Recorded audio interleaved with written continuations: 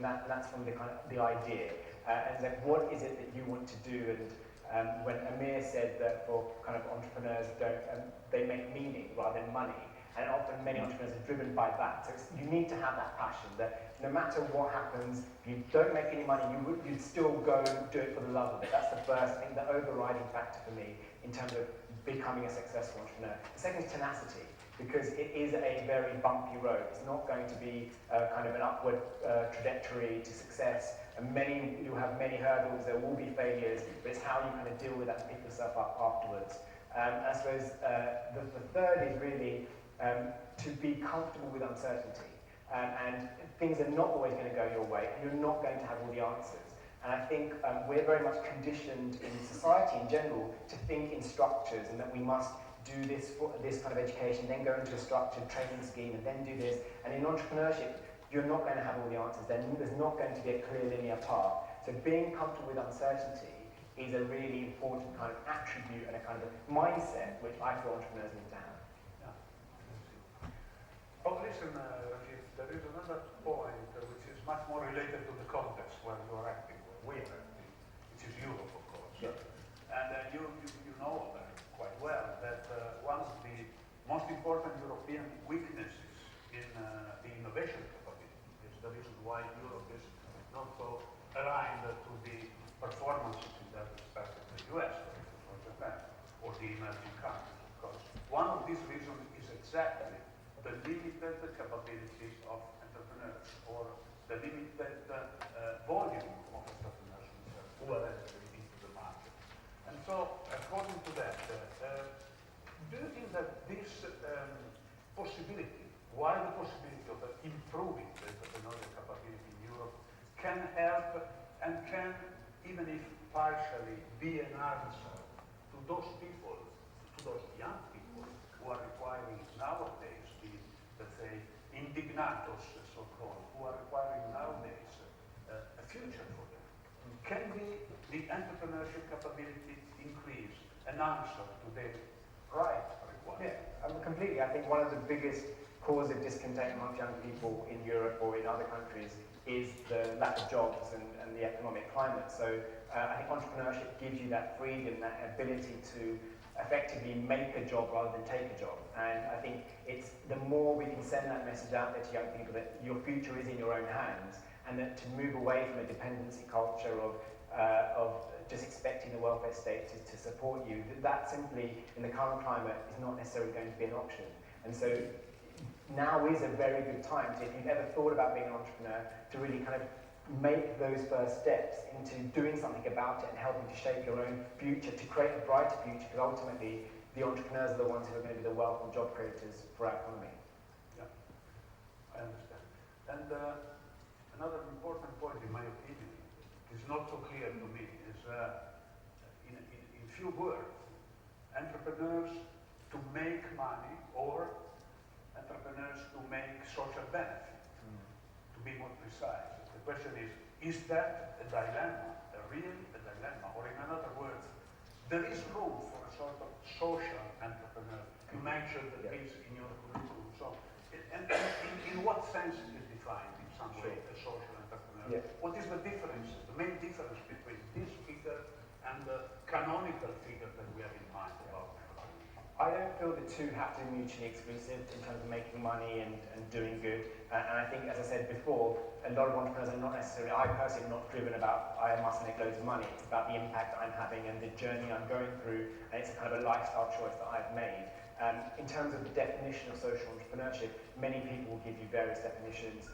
To me, it's about where you prioritize your social impact above kind of your financial profit in terms of your kind of motivating factor and in terms of the way you go about conducting your own business. But I think what is encouraging is that especially young people coming out of universities are far more socially aware. They are looking at the current climate issues, they're looking at the current economical issues, and they're thinking carefully about before they make their career move, or if they're doing something in entrepreneurship, that what is the impact of their work. And so what we're seeing is the increased awareness of social entrepreneurship. And in the UK, for example, I sit on the board of an organisation called Unlimited, which is the foundation for social entrepreneurs, and we give out grants to entrepreneurs of any age to set up social enterprises, and there's a huge increase in a number of people looking to set up social enterprises. Yeah, on the other hand, we have seen now in the presentation this morning from the team, quite interesting, that there are so many projects that are dealing with the concept of sustainability, for instance, and the concept of recovering of some misalignment of the society, etc. Maybe, in my opinion, that this will lead us, it's not so clear for the time being, but will lead us in few years to even a new concept of entrepreneurship, which is, of course, based on the business sustainability for what it's doing by definition, but where the objectives are, let's say, at least partially changing and revealed in some way. And I do think that what you are doing, young people, in this respect is a fundamental attempt, even if not rationalized yet, to give new answers to the world. I really think so. But this world, on the other hand, is so quickly changing. Innovation models are radically changing. Economics are radically changing. The product and service economic that has been repeatedly mentioned this morning is, on the other hand, transforming quite rapidly. The network economy is changing completely the paradigms of market, the paradigms of interaction between research and innovation, vice versa. They are no more sequential, they are in a loop, they are in a circular model, etc. In this situation of a world which is changing so rapidly, two things are missing, and I think that these are to be faced by a young entrepreneur. One is the, let's say, inability to predict. Yeah. This is one typical thing that people of my age have lived with permanently. We were able, more or less, to predict the evolution of a given market, for instance, by using logistic curves or something like that. It was not exactly, we were not exactly sure of that, but it was at least a model. Now this prediction capability is dropping. It's no more bribery in some way. And the other one is the, let's say, the inability to have, impossibility to have, let's say, short-term stability, at least short, medium-term stability in the fundamentals of the economy. So new entrepreneurs is acting, by definition nowadays, with the so-called uncertainty, which was already mentioned this morning by several of you. So our entrepreneurs should act in these uncertainty conditions. I think ultimately within chaos lies opportunity, and many of the best companies have started in the midst of a recession, if we look historically. And actually, I feel personally that entrepreneurs thrive in a more chaotic kind of environment, because if things were too stable and linear, it could get a bit boring. And probably you wouldn't be as interested as an entrepreneur said, because it actually is about finding the opportunities within a very chaotic environment that actually makes it quite exciting as an entrepreneur. And as I said, one of the key characteristics for an entrepreneur is to be comfortable with uncertainty. The fact you're not going to have all the answers. It's also your appetite towards risk and your acceptance that failure may come as part of that. I understand. I think personally, with my very limited experience in entrepreneurship, that, for instance, flexibility is becoming a crucial point. And in your opinion, what is the role of the spontaneous choice? When the situation where you are is so complex that it's difficult to bridle in some way, it's difficult to model, it's difficult even to represent. To what extent spontaneity, spontaneous answer to the problem is valid? I think especially with technology, being spontaneous is essential. There's this whole concept of having a minimum viable product. And when you're working in an ever-changing field, in the field of kind of technology and internet, it's very cheap to start something up, to prototype something, put it out to the market, see what the response is, right? And we heard it in a number of speakers earlier today, is to iterate, and if it doesn't work, change that. And so it's the ability to be spontaneous and to just be constantly developing in response to the reaction you're getting from the market is essential in this day and age.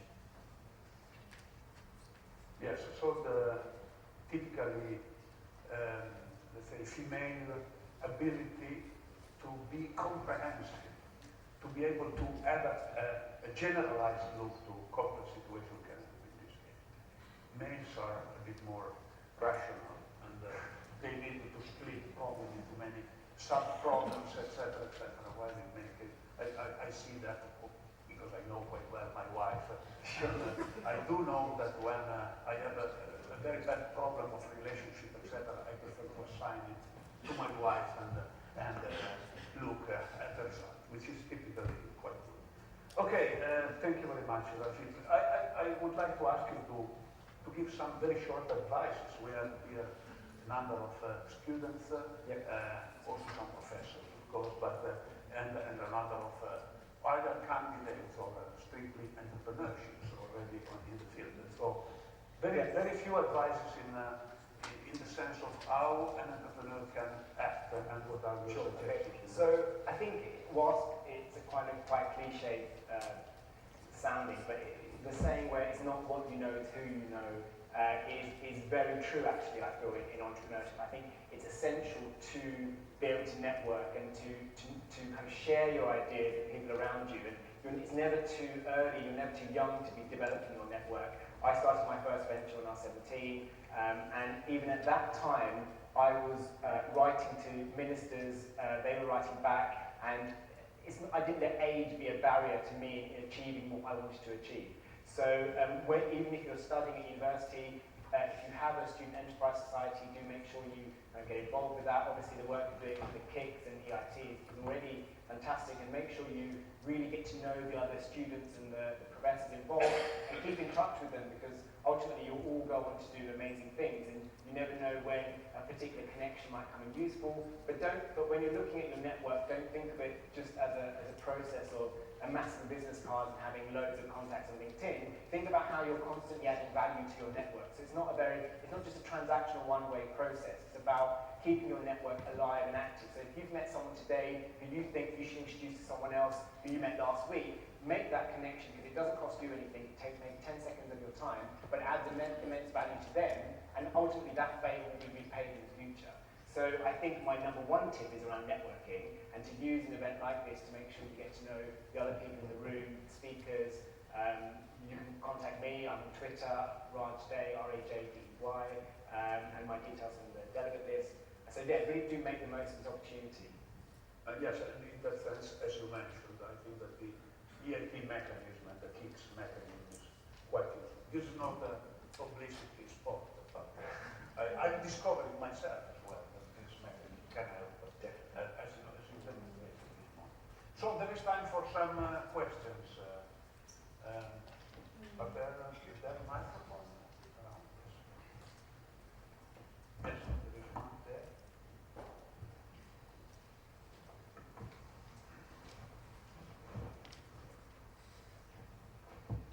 Hi, I'm Zaira. I'm from the Center for Entrepreneurship. I would like to ask about recognizing opportunities, because, well, usually those younger entrepreneurs or entrepreneurs to be or students, because of the lack of experience, life experience, who might not recognize the opportunities that are actually all around.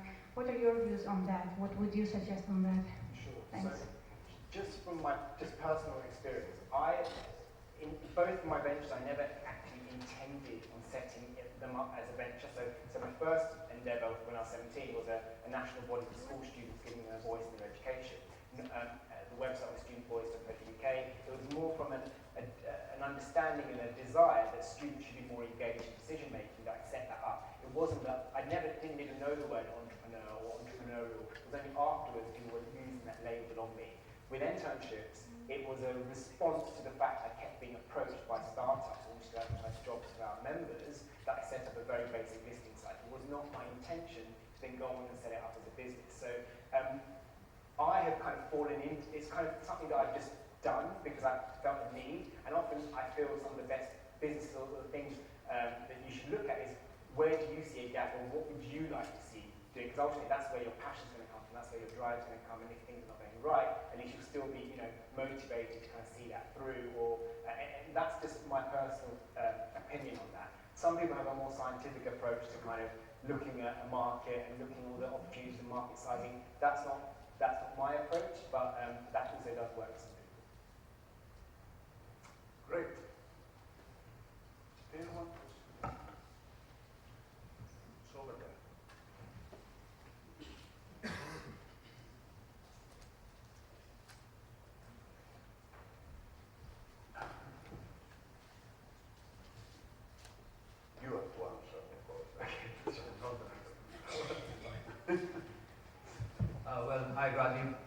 I'm Raj. I work for a company in Denmark called RTX Wireless Communications. I'm particularly interested about what you mentioned in social entrepreneurship. And I have an idea I have been working on for the last few years. And also what you mentioned about the power of networking and so on. It's not just what you know, who you know. So now that I know you, I wonder if you have some suggestions on the social entrepreneurship sphere and how to go about it. Sure. So in the in the UK, for people setting up social enterprise in the UK, there is Unlimited. So it's unltd.org.uk, which is a foundation to give grants. Another global organisation is Ashoka. Ashoka is an organisation that helps people set up social enterprises, and they give you, I think, about £30,000 or dollars a year for 3 years to help you establish that. So there are a number of foundations that will support you in your venture. There's also a global social business plan competition, which is run in the US. I forget which university, do you know? I can find out which university it is. But I think, did you say you're from Denmark? Well, I'm from India. Yeah. Originally, I used to live in the UK before, but right Okay. now I'm based So in if you plan on going back to India, then Unlimited have an Unlimited India as well. So it's based in Mumbai, again to help social entrepreneurs. So the slightly annoying thing is these organisations, because of the way they are funded, can only support people within their own countries, although Ashoka is a global organisation. And the US has a number of other organisations as well, like Equity Green. Can I try myself as well? Because this is a point I'm very much interested as well. Well, I think that our society is facing very radical transformations. If you think of the economical sustainability, but more than that, the environmental sustainability. And I think that if we are planning to go to 80% of CO2